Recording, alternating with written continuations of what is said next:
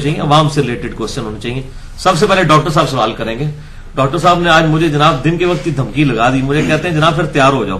میں کہا مجھے پہلے ہی دس دو کہڑے سوال تسی کر رہے ہیں.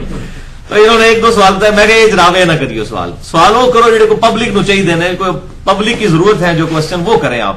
اب اس لیول کے کوشچن جو ہیں وہ نہیں کرنے چاہیے. جی ڈاکٹر صاحب سوال کریں. چھوٹا سا سوال ہے جی جی کہ اگر ہم مسجد میں جاتے ہیں نماز کے لیے جی جی تو وہاں پہ ہمیں اندازہ نہیں ہوتا کہ یہ پہلی رکعت ہے دوسری رکعت. غلط فہمی ہوتا ہے، ہو سکتا ہے دوسری رکعت ہو. تو اس میں ہم سورہ فاتحہ پڑھ کے تو مریض اپنا امام چلا جائے اس پہ رکوع میں، ہم فاتحہ پڑھ لی کہ ثنا نہیں پڑھ سکے تو رکعت کو پورا ہو جائے گی یا نہیں؟ دیکھیں جی، جب بھی آپ امام کے ساتھ جماعت میں شامل ہوں تو اس وقت صرف سورۃ الفاتحہ ہی پڑھی جائے گی، ثنا پڑھنے کی ضرورت نہیں ہے. اس کی وجہ یہ ہے کہ ثنا پڑھتے ہوئے سورۃ الفاتحہ گزرنے کا اندیشہ ہے، اور سورۃ الفاتحہ کے بغیر نماز نہیں ہوتی. صحیح بخاری اور مسلم کی متفق علیہ حدیث ہے. تو ثنا جو ہے یہ سنت ہے، اس کو چھوڑ دیں. اور ویسے بھی یہ جو ثنا ہے یہ دعائے استفتاح کہلاتی ہے، نماز کو شروع کرنے والی دعا. اب آپ شروع میں تو آگے شامل نہیں ہوئے، بیچ میں آگے امام کو جوائن کیا ہے، تو ابھی تو آپ اپنی فاتحہ کو غنیمت سمجھیں اور فاتحہ ہی پڑھیں، یہ کافی ہے. اور یہ بھی یاد رکھیے گا کہ ظہر اثر کی نماز کے اندر سنن ابن ماجہ میں صحیح حدیث ہے کہ جابر بن عبداللہ رضی اللہ تعالیٰ عنہما کہتے ہیں کہ ہم آپ صلی اللہ علیہ وسلم کے پیچھے فرض نماز میں ظہر اثر میں جو سری نمازیں ہوتی ہیں، ہم جو ہیں وہ پہلی اور دوسری رکعت کے اندر سورۃ الفاتحہ کے ساتھ سورت بھی ملایا کرتے تھے. تو یہ اکثر لوگ سوال پوچھ دیتے ہیں. ویسے تو تیسری چوتھی میں بھی سورت ملائی جا سکتی ہے، عام نمازوں میں بھی، فرض نماز کے اندر بھی. صحیح بخاری اور مسلم میں ثابت ہے کہ آپ صلی اللہ علیہ وسلم نے فرض نمازوں میں بھی تیسری اور چوتھی رکعت میں بھی سورت ملائی ہے سورۃ الفاتحہ کے ساتھ، اور وہ بسا اوقات اونچی آواز میں بھی سنائی ہے تاکہ عوام الناس کو یہ بات پتہ چل جائے. تو میں نے یہ نماز والا جو لیکچر دیا ہے پورا ڈیٹیل کے ساتھ، 5 گھنٹے کا لیکچر ہے، 2 نشستوں میں، مسئلہ نمبر 70A اور 70B، مکمل نماز محمدی صلی اللہ علیہ وسلم صحیح الاسناد حدیث کی روشنی میں، اور اس میں رفع الیدین والا ایشو بھی. اس کے بعد فاتحہ خلف الامام پہ بھی الگ سے لیکچر ہے، مسئلہ نمبر 84 کے نام سے.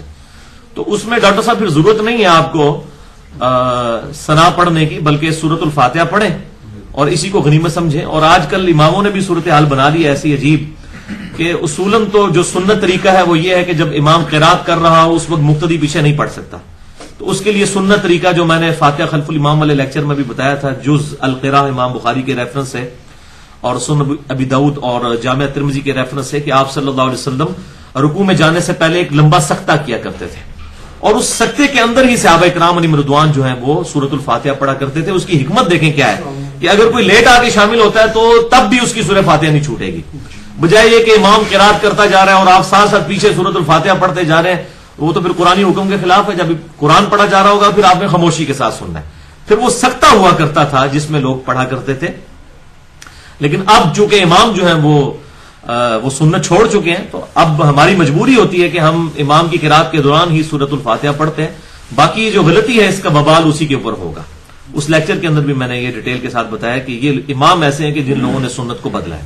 جی جو جامع ترمذی حدیث ہے، وہ فجر کی نماز آپ صلی اللہ علیہ وسلم پہ آ گئے تھے تو صحابہ کرام سے پوچھا کہ کیا آپ میرے پیچھے قرات بھی کرتے ہو؟ تو اس میں تو انہوں نے کہا کہ کیا میرے ساتھ ساتھ پیچھے قرات کرتے ہیں؟ تو وہ انہوں نے سنا ہوگا نا ان کے ساتھ ساتھ قاری ہوں گے. جی جی تو اس میں تو یہ ثابت ہوتا ہے نا کہ ساتھ بھی پڑھ رہے تھے. ہاں جی، ساتھ پڑھتے تھے، اسی لیے تو منع فرمایا نا. اس میں الفاظ ہیں، ابو داؤد اور ترمذی کے الفاظ ہیں کہ کیا تم میرے ساتھ پیچھے پیچھے پڑھتے ہو. اب پیچھے جو پڑھ رہے ہوں گے امام کے ساتھ پیچھے پیچھے، تو اس کی وجہ سے امام کو ڈسٹربنس ہوگی. وہ کیوں؟ وہ اس طرح نہیں ساتھ ساتھ پڑھ رہے ہوتے تھے کہ بہت آہستہ آواز میں پڑھ رہے ہوں. آپ اس وقت یہ مصحف جو آج ہمارے ہاتھ میں بچے کے ہاتھ میں پہنچ چکا ہے، یہ ٹچ اسکرین موبائل میں اس کے PDF آ گئے ہیں قرآن حکیم کے، اس زمانے میں تو نہیں تھے. تو اس وقت صحابہ اکرام علیہم رضوان آپ صلی اللہ علیہ وسلم جب قرآن تلاوت کرتے تھے نماز کے اندر، تو صحابہ اکرام علیہم رضوان آپ صلی اللہ علیہ وسلم کے ساتھ ساتھ سورۃ الفاتحہ باقی صورتیں ساتھ ساتھ پڑھتے تھے تاکہ وہ ان کو یاد ہو جائے. اس کے بغیر تو ان کے پاس سورس کوئی نہیں تھا. تو وہ آپ صلی اللہ علیہ وسلم کے ساتھ قرات کرتے تھے، اور آپ صلی اللہ علیہ وسلم بہت آہستہ آہستہ پڑھتے تھے، وہ بھی ساتھ ساتھ پڑھتے تھے. تو آپ نے فرمایا کہ سورۃ الفاتحہ پڑھو، باقی چیزیں چھوڑ دو. اب اس سے یہ رزلٹ نکالنا کہ سورۃ الفاتحہ میرے ساتھ ہی پڑھ لو، یہ رزلٹ بعید ہے، کیونکہ ہمیں دوسری حدیثیں ملتی ہیں کہ آپ صلی اللہ علیہ وسلم سورۃ الفاتحہ کے لیے سکتہ فرمایا کرتے تھے. اور جز القراء میں امام بخاری نے کیٹاگوریکل مینشن کر دیا ہے کہ ہم نے قرآن حکیم پر بھی عمل کرنا ہے. وَإِذَا قُرِئَ الْقُرْآنُ فَاسْتَمِعُوا لَهُ وَأَنصِتُوا لَعَلَّكُمْ، کہ جب قرآن پڑھا جائے اس وقت خاموش ہو جایا کرو اور اس کو سنا کرو تاکہ تم پر رحم کیا جائے.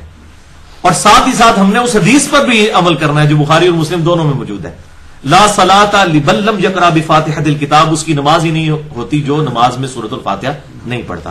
تو دونوں پہ بیک وقت عمل کرنا ہے. وہ اسی صورت میں ہوگا کہ سختوں کے اندر پڑھا جائے گا. تو وہ صحابہ کرام پیچھے پیچھے اس لیے پڑھتے تھے تاکہ قرآن یاد ہو جائے. پھر آپ صلی اللہ علیہ وسلم نے اس سے بھی منع فرما دیا. اور صحابہ کرام علیہم رضوان نے جتنی حفظ کی تھی وہ مصحف تو پورے کا پورا سب کے پاس ہوتا ہی نہیں تھا. وہ آپ صلی اللہ علیہ وسلم کے ساتھ ہی پڑھ کے نفلی نمازوں کے اندر یہ معاملات ہوئے. تو جب نماز فرض ہوگی تو اس وقت پھر ان چیزوں سے منع کر دیا گیا کہ اس طریقے سے نہ ہو تاکہ ڈسٹربنس نہ ہو. ظاہر ہے کہ اب ایون ہلکی سی آواز سے بھی اگر پیچھے 200-300 مقتدی پڑھ رہے ہوں تو امام تو ڈسٹرب ہو جائے گا. یہ نیچرل بات ہے کہ اس کو بھولنے کا اندیشہ ہوگا. اس لیے آپ صلی اللہ علیہ وسلم نے اس سے منع فرما دیا.